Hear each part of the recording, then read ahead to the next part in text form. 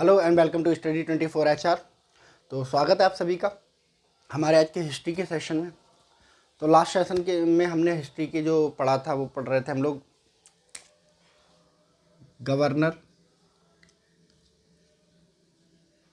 Governor general और viceroy.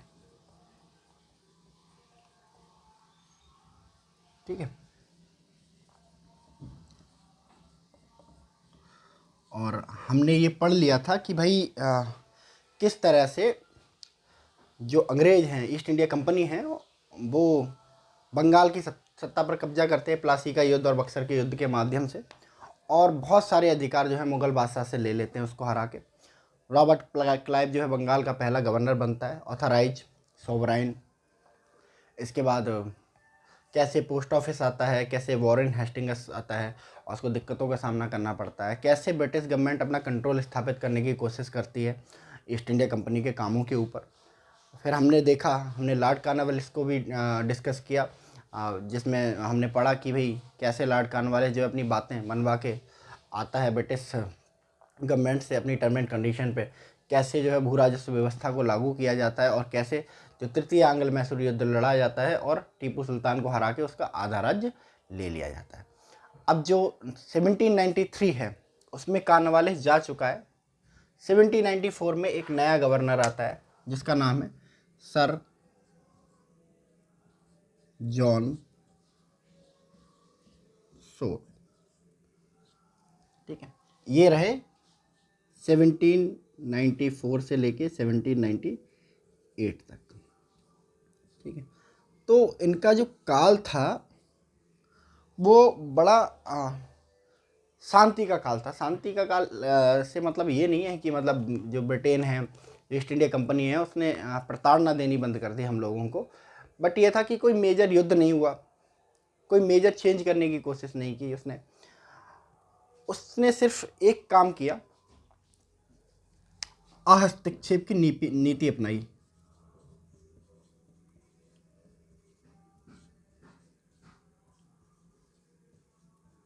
किसके संदर्भ में? अफगानिस्तान और देसी रियासतों के संदर्भ में, कि भाई रहने देते ना, हम रूल कर रहे हैं, हम अपना रूल करते हैं, वो अपना रूल करते रहेंगे, ना हम उन्हें छेड़ेंगे ना वो हमें छेड़ेंगे। ठीक है, तो बहुत बार एग्जाम में पूछा गया है कि हस्तक्षेप की नीति अपनाने वाला गवर्नर कौन था, तो आपका आंसर होगा सर जॉन सोर। ठीक है, दूसरा जो था बालिका हत्या को प्रतिबंधित करने का प्रयास किया इन्होंने।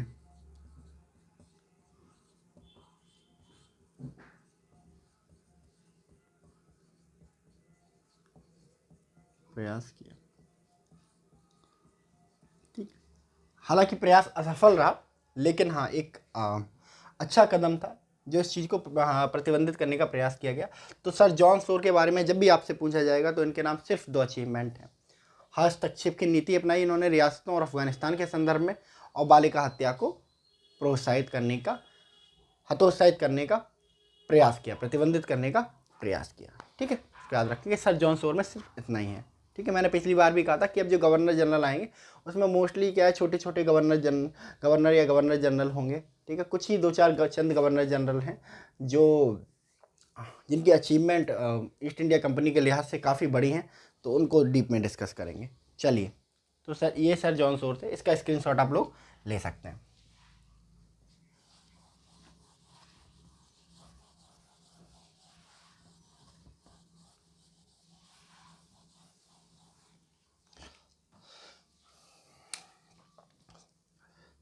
लॉर्ड कॉर्नवालिस के बाद, रॉबर्ट क्लाइव के बाद सबसे इम्पोर्टेंट जो गवर्नर जनरल हैं अब वो अपॉइंट होने जा रहे हैं। सर जॉन सोर चले जाते हैं, अपना 5 साल का जो टेन्योर है पूरा करके, और उनकी जगह आते हैं लॉर्ड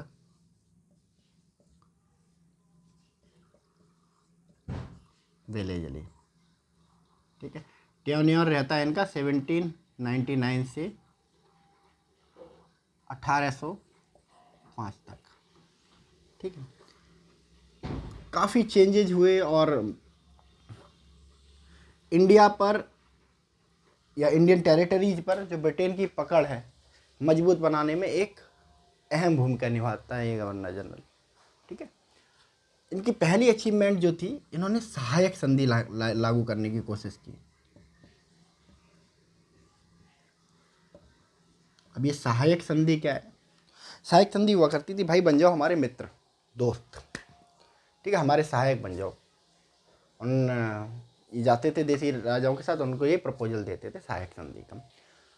अब वो सहायक संधि नाम से तो देखने में लगता है कि भाई पार्टनरशिप हो रही है, बट एक गुलामी की संधि थी, जिसके तहत सहायक संधि के अगर आप प्रोविजंस देखो, 2-3 जो प्रोविजंस मेन थे। ठीक है,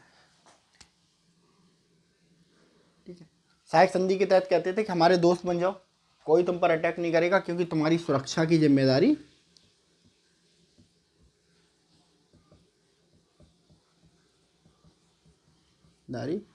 ईस्ट इंडिया कंपनी की। ठीक है, कोई नहीं, इसमें गुलामी की बू आ रही है, लेकिन इतना प्रॉब्लम नहीं है। अब प्रॉब्लम कहाँ से हुई? बोलते थे कि भाई आपकी जो संबंध हैं दूसरी रियासतों के साथ, ठीक है, उसको EIC डिसाइड करेगी, ईस्ट इंडिया कंपनी निर्धारित करेगी। मतलब मैसूर मद्रास से कितनी दोस्ती रखेगा, कितनी दुश्मनी रखेगा, वो डिसाइड करेंगे अब अंग्रेज। ठीक है, तो देख रहे हो कि सोवरेनिटी कैसे, सोवरेनिटी जो है उसको छीनने का प्रयास किया गया इसके थ्रू। ठीक है, और यहीं से प्रॉब्लम स्टार्ट होती है। नेक्स्ट जो हमारा है सहायक संधि में, बोलते हैं कि भाई ऐसे नहीं सहायक संधि हो गई और हम चुपचाप बैठ गए, तुम अपने घर चले गए, हम अपने घर चले गए। हमारा एक आदमी हमेशा तुम्हारे पास रहेगा, जिसको बोला जाएगा ब्रिटिश रेजिडेंट।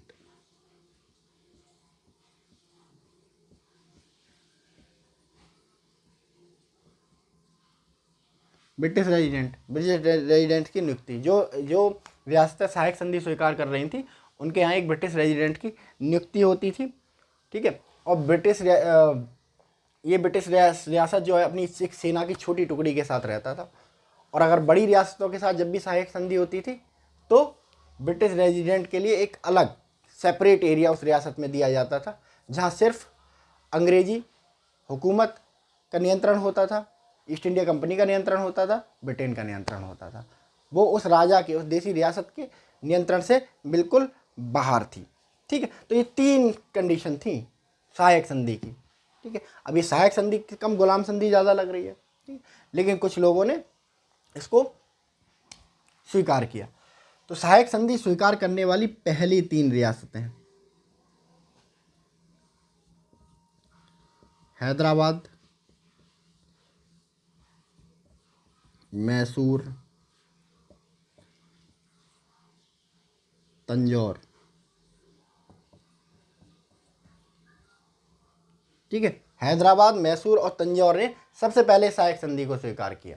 ठीक है, इसको ट्रिक के थ्रू हम याद कर सकते हैं, HMT की घड़ी आती थी ना, अभी भी आती है HMT की घड़ी, तो वही HMT, हैदराबाद, मैसूर और तंजौर। ठीक है, हैदराबाद, मैसूर और तंजौर। ये एग्जाम में पूछा गया है कि किस रियासत ने सबसे पहले बेलेजिली की जो सहायक संधि है उसको स्वीकार किया। आपका आंसर होना चाहिए हैदराबाद, मैसूर और तंजौर। ठीक है, लॉर्ड वेलेस्ली की दूसरी अचीवमेंट इनके पर्सपेक्टिव से, नॉट आवर पर्सपेक्टिव है, इन्होंने लगाया प्रेस पर प्रतिबंध।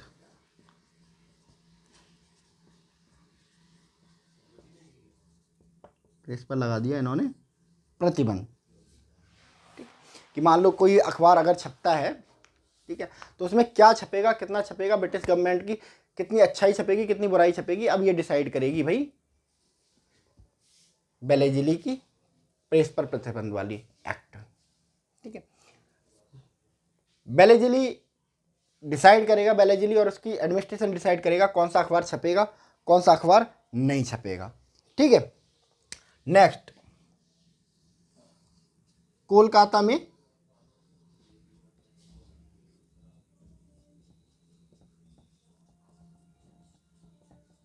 फोर्ट विलियम कॉलेज की स्थापना। कलकत्ता में पोर्ट विलियम कॉलेज की स्थापना को किसके लिए? जो सिविल सेवक होते थे उनके ट्रेनिंग के लिए। ठीक है, उसके बाद नेक्स्ट है हमारा, नेक्स्ट काम इन्होंने जो किया 1802 में, 2 और 3 में इन्होंने शिशुवध प्रतिबंधित कर दिया।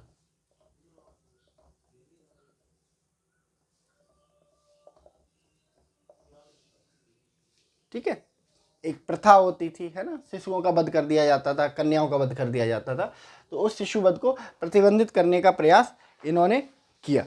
ठीक है, और इन्हीं के टेन्योर में 1802 में, याद रखना है इसको, बहुत इंपॉर्टेंट है, 1802 में अंग्रेजों का कब्जा हुआ दिल्ली पे। कहां?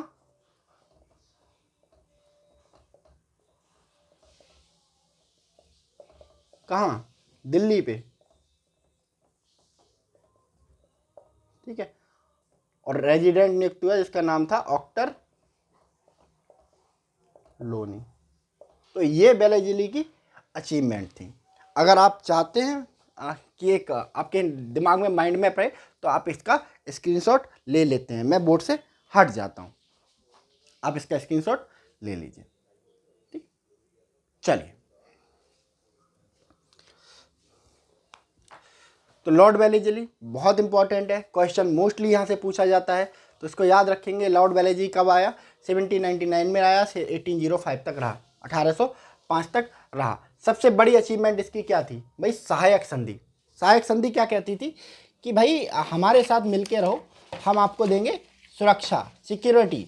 ठीक है, हम आपको देंगे सुरक्षा, सिक्योरिटी, मगर आप, अगर आप पे कोई अटैक करता है तो उस अटैक से आप बचाने की जिम्मेदारी किसकी होगी? हमारी होगी।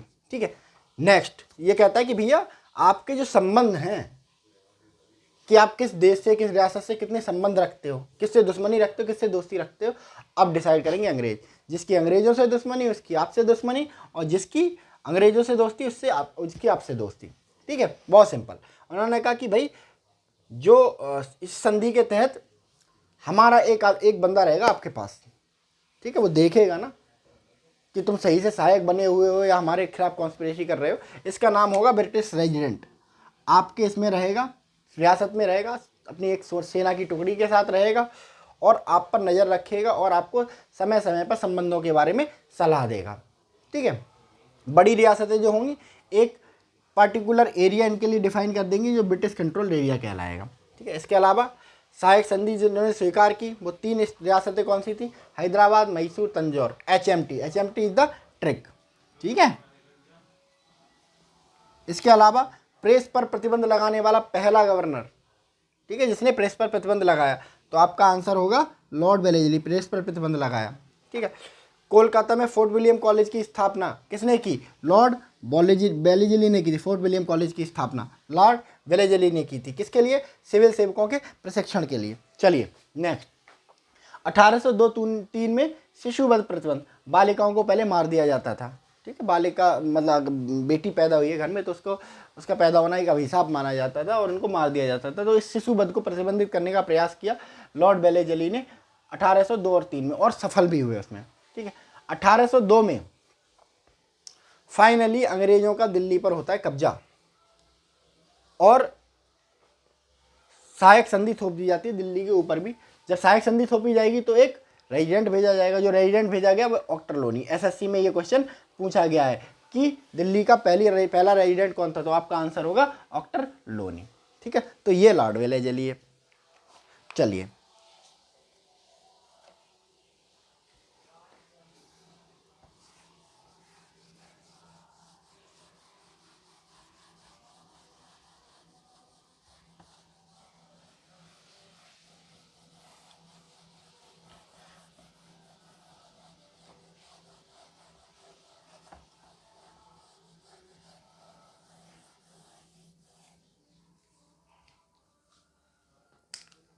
नेक्स्ट हमारा जो गवर्नर है उसका नाम है भाई लॉर्ड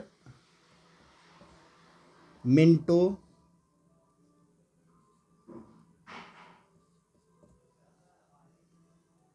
फर्स्ट। ठीक है, एक लॉर्ड मिंटो बाद में भी आएगा, और इसका जो टेन्योर रहा वो रहा 1805 से 1811 12 के समथिंग रहा।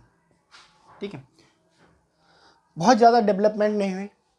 जो मराठा साम्राज्य था, जो बिल्कुल पतनशील हो चुका था, उसको और क्रश करने का प्रयास किया गया, और जो सबसे इम्पोर्टेंट चीज़ हुई इसमें वो ही अमृतसर की संधि।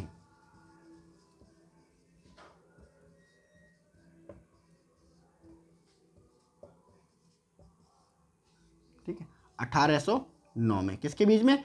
लॉर्ड मिंटो और महाराणा रणजीत सिंह के बीच में। महाराज रणजीत सिंह और मिंटो के बीच में।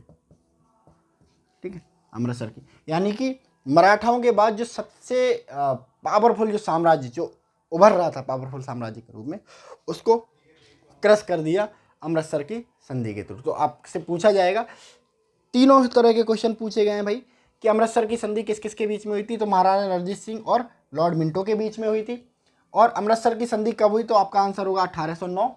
ये भी क्वेश्चन पूछा गया है।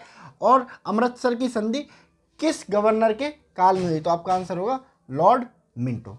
तो इसको याद रखना है। ठीक है, लॉर्ड मिंटो। चलिए नेक्स्ट।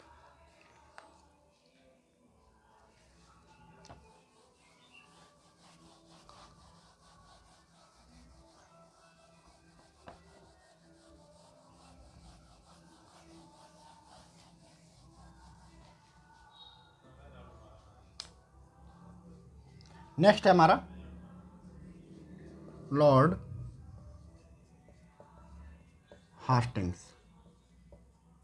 और ये रहे हैं 1813 में अपॉइंट हुए और 1823 तक मिले रहे, इनको कार्यकाल मिला। ठीक है, तो काफ़ी लंबा कार्यकाल इनको मिला है, और इनके कार्यकाल में बहुत सारी इंपॉर्टेंट जो है संधियां और युद्ध भी होंगे। ठीक है, सबसे पहला इनके कार्यकाल में क्या आया? 1813 का चार्टर एक्ट, चार्टर अधिनियम, जो कि कहता था कि भाई अब जो ईस्ट इंडिया कंपनी है ना, वो केवल चाय के साथ, चाय का और चीन के साथ व्यापार पर एकाधिकार रखती है। यानी कि अब केवल चाय जो है वो बेचेगी ईस्ट इंडिया कंपनी, और चीन के साथ व्यापार करेगी ईस्ट इंडिया कंपनी। बाकी सारे व्यापार से छीन लिए गए और सबको बांट दिए गए। ईस्ट इंडिया कंपनी भी करेगी और बाकी कंपनियां भी करेंगी। तो चाय और चीन के साथ। ठीक है, याद रखना चाची, इसकी एक ट्रिक है चाची। 1813 का एक्ट जब भी आपके दिमाग में आए, चाची याद आना चाहिए, चाय और चीन। ठीक है, तो 1813 का चार्टर अधिनियम लॉर्ड हास्टिंग्स के टाइम पे आया। दूसरी जो थी इनकी, इन्होंने भाई अपनी नीति अपनाई अधीनस्थ पार्थक्य की।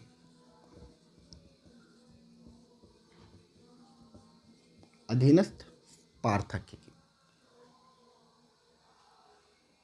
अधीनस्थ पार्थक्य की नीति कहती थी भाई हमारे सहयोगी हैं ना, वो सिर्फ रखेंगे हमसे मतलब, आपस में कोई संबंध नहीं रखेंगे, कोई दोस्ताना नहीं रखेंगे। यानी कि आपस में उनको दूरी मेंटेन करके रखनी होगी। मान लो जयपुर एक रियासत हुआ करती है, बीकानेर एक रियासत हुआ करती थी, तो दोनों ही अंग्रेजों के अलाई। तो बीकानेर और जयपुर को ये अधिकार नहीं है कि वो आपस में दोस्ताना संबंध रखें। ठीक है, या एक दूसरे से घुले मिले। जो भी बात होगी अंग्रेजों के थ्रू होगी। यही कहती थी अधीनस्थ पार्थक्य की नीति। क्योंकि अंग्रेजों को हमेशा ये डर रहता था कि किसी दिन हमारे जो दुश्मन हैं वो तो हैं ही, लेकिन किसी दिन हमारे दोस्त भी आपस में मिलकर हम पे अटैक कर दिए, देन क्या होगा फिर? तो वो संभावनाओं को ख़त्म किया गया। ठीक है, इसके अलावा 1816 में संगोली की संधि हुई। संधि किस किस के बीच हुई थी? भारत और नेपाल के बीच में। भारत और नेपाल के बीच में। इसके अलावा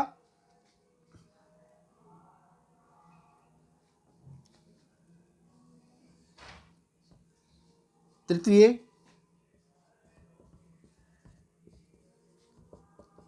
आंग्ल मराठा युद्ध भी लड़ा गया।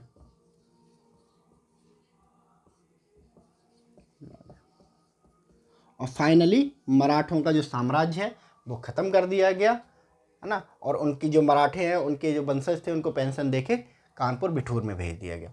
तो ये अचीवमेंट है लॉर्ड हस्टिंगस की। ठीक है, आप इसका स्क्रीनशॉट ले सकते हैं।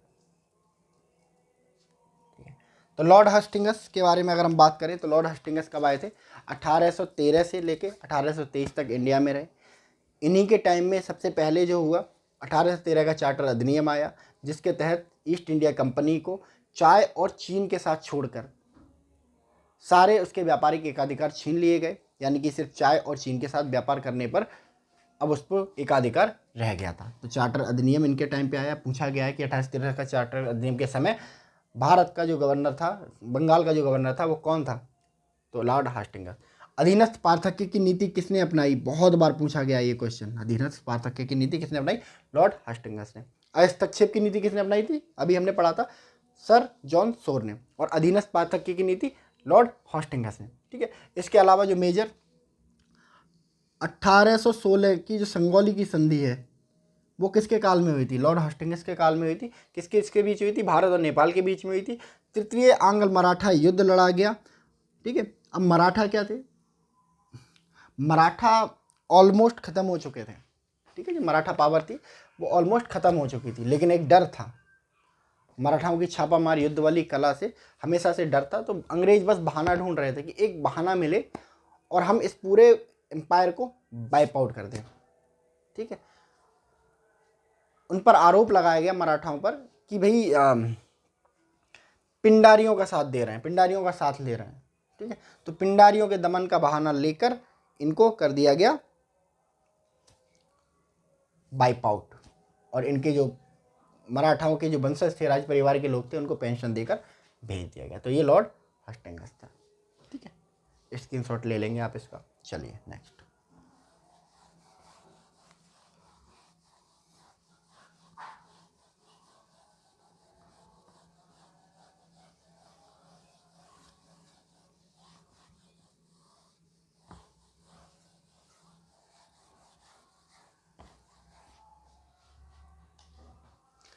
लॉर्ड हॉस्टिंग्स चले जाते हैं, इनके बाद आते हैं भाई लॉर्ड एमहर्स्ट। और ये रहते हैं 1823 से 1828 तक। ठीक है, कुछ ज़्यादा डेवलपमेंट नहीं हुई इनके काल में। सिर्फ एक चीज़ के लिए जाना जाता है इनका कार्यकाल, प्रथम आंग्ल बर्मा युद्ध के लिए।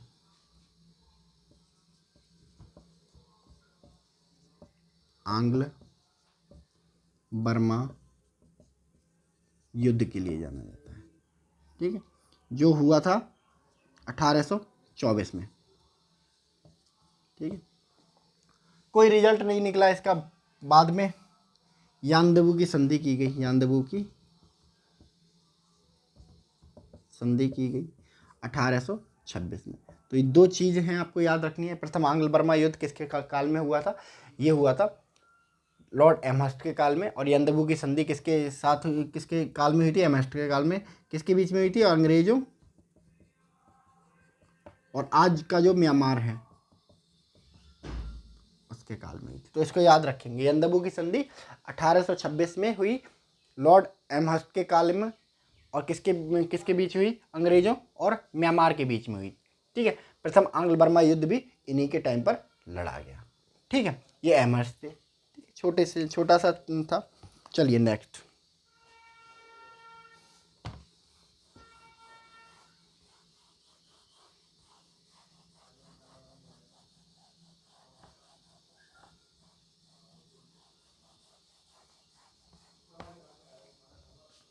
इसके बाद आते हैं लॉर्ड विलियम बेंटिक।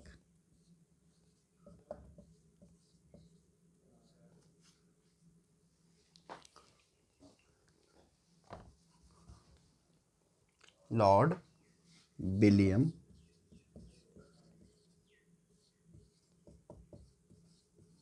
बेंटिक। और ये रहते हैं 1828 से 35 तक। 1828 से 35 तक। ठीक है, एक लॉर्ड विलियम बेंटिक और एक लॉर्ड कैनिंग, तीसरे हमारे माउंटबेटन। ये 3 गवर्नर जनरल वायसराय ऐसे लोग हैं जिनके आने से क्या हुआ, एक ड्रास्टिक चेंज हुआ। ठीक है, आगे जब हम पढ़ेंगे कैनिंग के बारे में पढ़ेंगे या फिर माउंटबेटन के बारे में पढ़ेंगे तो कैसे देखेंगे सत्ता में परिवर्तन होता है धीरे धीरे। ठीक है, तो लॉर्ड विलियम बेंटिक 1828 और 35 में आए। ठीक है, ये थे भारत के प्रथम गवर्नर जनरल। अभी तक बंगाल के गवर्नर जनरल हुआ करते थे, इससे पहले जो लॉर्ड एमहर्स्ट वगैरह थे, लॉर्ड विलियम बेंटिक वगैरह थे, वो बंगाल के गवर्नर जनरल थे।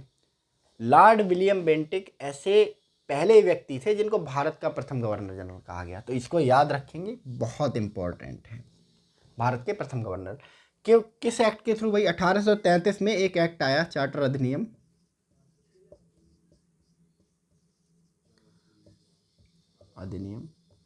ये बहुत सारी चीजें कहता है। ठीक है, एक पैकेज होता है। पहला कहता है कि भाई जो कंपनी का रूल है उसको 20 सालों के लिए एक्सटेंड कर दो, यानी कंपनी 20 साल अभी और शासन करेगी। दूसरा, कंपनी का जो व्यापारिक एकाधिकार है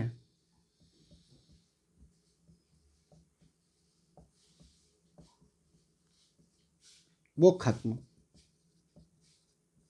है, यानी कि कंपनी जो चाय और चीन के साथ जो व्यापार करती थी वो भी अब खत्म कर दिया गया। कंपनी का एकमात्र काम अब रह गया है कि ब्रिटिश गवर्नमेंट की तरफ से इंडिया पर शासन करे। ठीक है, और यही एक्ट जो कहता है कि अब बंगाल का जो गवर्नर जनरल है, बंगाल का जो गवर्नर जनरल है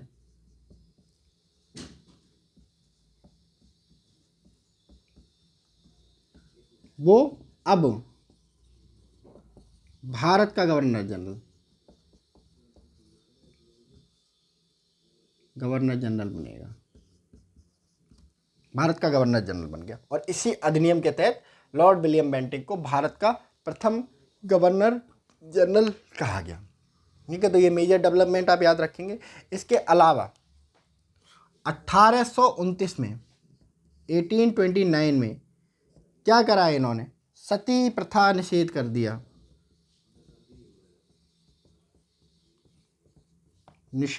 यानी कि सती प्रथा क्या होती थी कि जिस स्त्री का पति मर जाता था उस स्त्री को उसके पति की चिता में बिठाकर जिंदा जला दिया जाता था, मार दिया जाता था। यानी कि पति के मरने पे पत्नी को भी आत्मदाह करना पड़ता था, अपने प्राण देने पड़ते थे। ठीक है, अब ये वॉलंटरीली होता आज के टाइम के हिसाब से तब भी गलत था। ठीक है, अगर आज सोचें तो तब भी गलत, suicide is a crime itself. ठीक है, वॉलंटरी होता चलो हम मान लेते। ठीक है, बट क्या होता था कि ज़बरदस्ती किया जाता था, है ना। कोई लड़की अगर नहीं जान देना चाह रही है तब भी उसको ज़बरदस्ती चिता में बिठा दिया गया, है ना। चिता को चारों तरफ से घेर लिया गया ताकि वो लड़की निकल के भागे ना, है ना।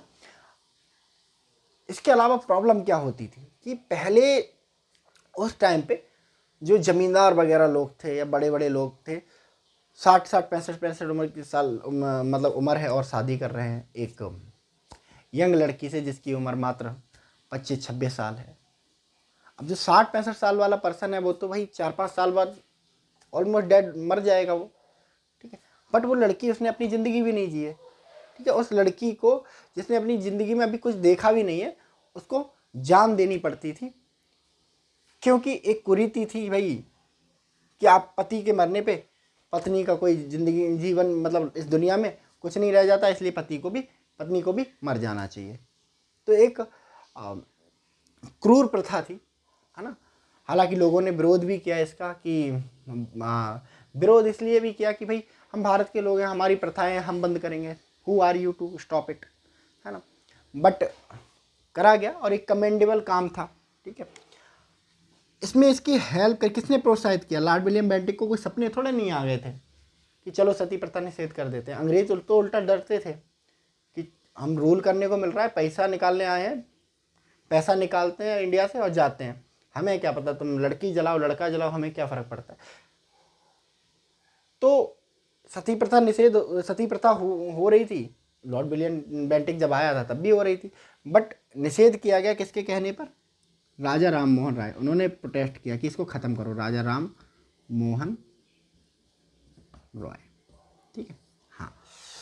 तो एक मेजर अचीवमेंट ये थी। इसके अलावा 1835 में लॉर्ड मैकाले, आपने सुना होगा, बहुत बहुत बहुत इसका नाम चर्चा में रहता है। लॉर्ड मैकाले ने क्या किया कि इन्फिल्ट्रेशन थ्योरी पर आधारित जो थी एक शिक्षा प्रणाली अपनाई। एक नई शिक्षा प्रणाली भारत के ऊपर थोपी गई लॉर्ड मैकाले के द्वारा इसी के काल में, जिसका पर्पज ये था कि भाई अंग्रेजों को, ईस्ट इंडिया कंपनी को भारत में ही ऐसे लोग मिल जाएं जो इंग्लिश माइंडसेट के हों, जो ब्रिटेन का जो रूल है उसको सपोर्ट करें। अब ऐसे लोग कैसे मिलेंगे?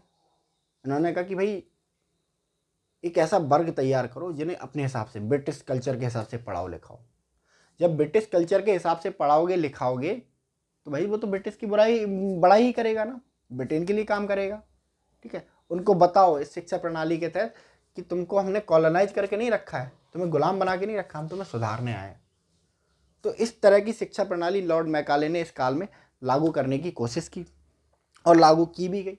इसका मतलब एकमात्र उद्देश्य था कि जो कंपनी है, ईस्ट इंडिया कंपनी है, उसको सस्ते दामों पर जो कर्मचारी हैं वो अवेलेबल हो सके और जो रिवोल्ट भी ना करें।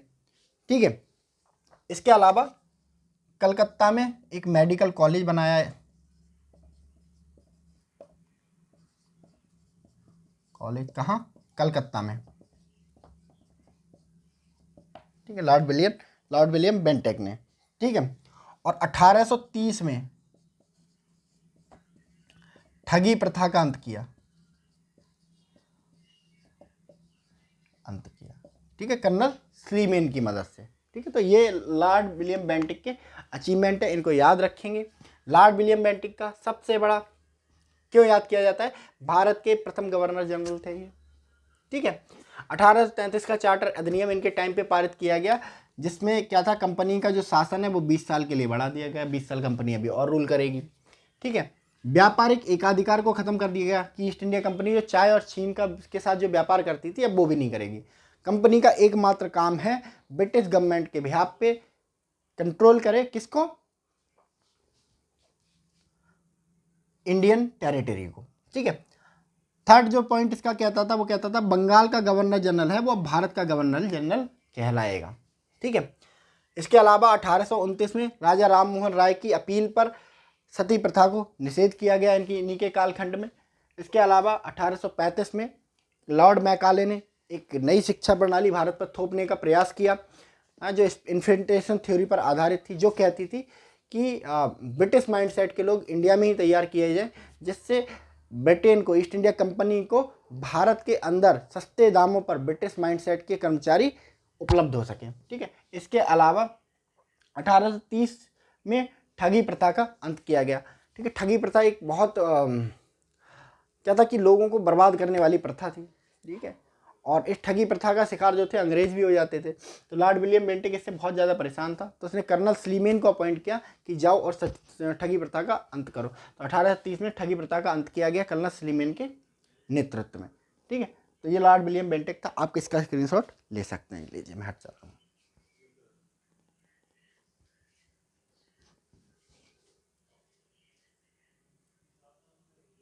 चलिए,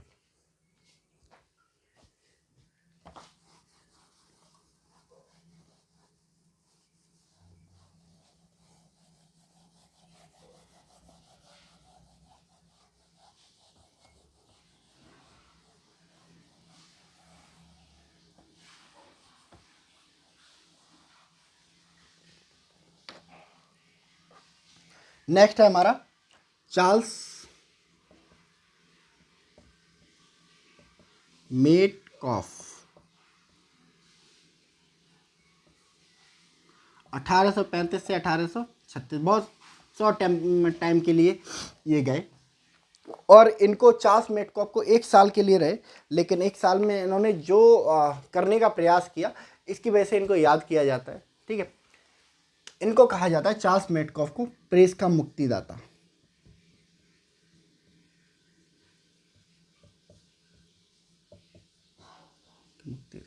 क्यों कहा जाता है? आपने अभी कुछ देर पहले हम लोग लॉर्ड वेलेस्ली पढ़ रहे थे, तो लॉर्ड वेलेस्ली ने क्या किया था? प्रेस पर प्रतिबंध लगा दिया था कि किस अखबार में क्या छपेगा। ठीक है, कौन सा अखबार छपेगा, कौन सा अखबार नहीं छपेगा, ये डिसाइड करेगा अब east India company and Lord Wellesley. ठीक है, वो लॉर्ड विलियम बेंटिक के काल तक चला आ रहा था। तो चार्ल्स मेटकॉफ ने उन्हीं प्रेस के प्रतिबंधों को हटा दिया।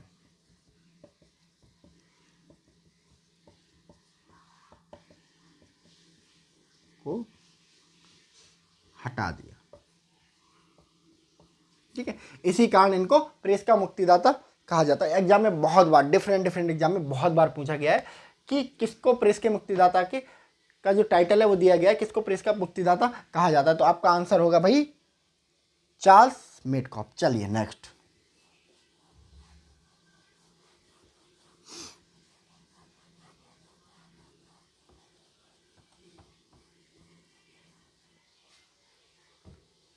नेक्स्ट आता है लॉर्ड ऑकलैंड। 1836 से लेकर 1842 तक रहता है ये। ठीक है, दो काम होते हैं इनके टाइम पे। ऑकलैंड आपने देखा होगा, न्यूजीलैंड में भी है। ठीक है, तो ऑकलैंड के काम टाइम पे दो काम होते हैं। सबसे पहला कि भाई प्रथम आंग्ल अफगान युद्ध लड़ा जाता है।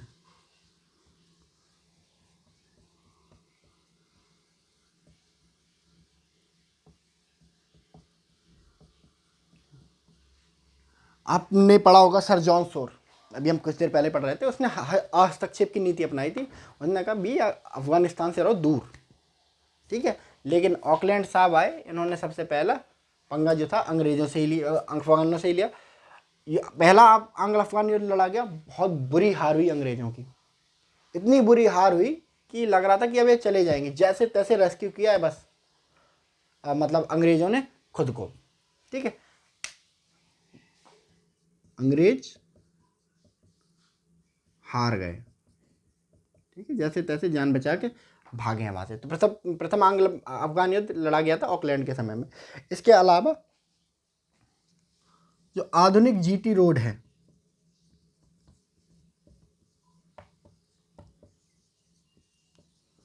का निर्माण हुआ इनके काल में।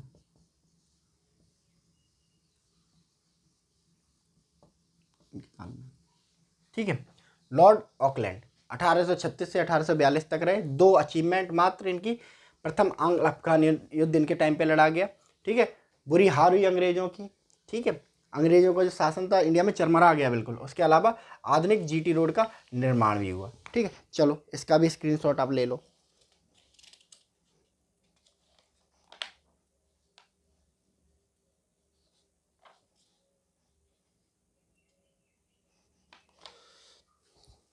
चलिए नेक्स्ट।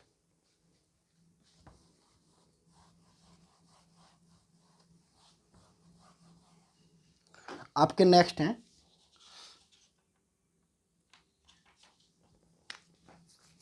लॉर्ड एलन बरो। ठीक है, और ये रहे 2 साल सिर्फ। ठीक है, और ये इनको बोला जाता है कि भाई जो भारत के जो गवर्नर जनरल थे उनमें सबसे वृद्ध थे ये। और 2 साल इनका टेन्योर रहा कि 2 साल में ही चले गए ये। ठीक है, इसलिए इनको बोला जाता है ओल्ड मैन इन हरी। याद रखेंगे इसको, old man in hurry. Old man in hurry. सबसे इनकी जो अचीवमेंट जो थी, इन्होंने क्या थी कि भाई इन्होंने दास प्रथा को खत्म करने का प्रयास किया।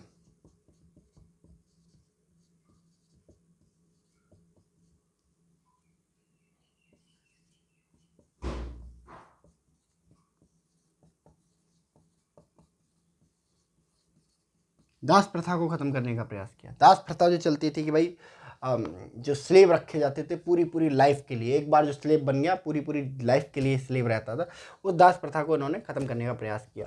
ठीक है, तो एक इनका नाम, निकनेम, ठीक है, एक टाइटल, और दूसरी इनकी ये वाली अचीवमेंट, इसकी वजह से इनको याद रखा जाता है।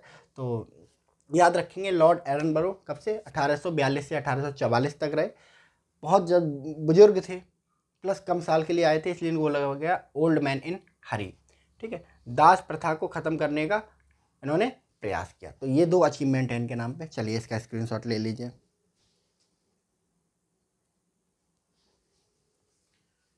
ठीक है,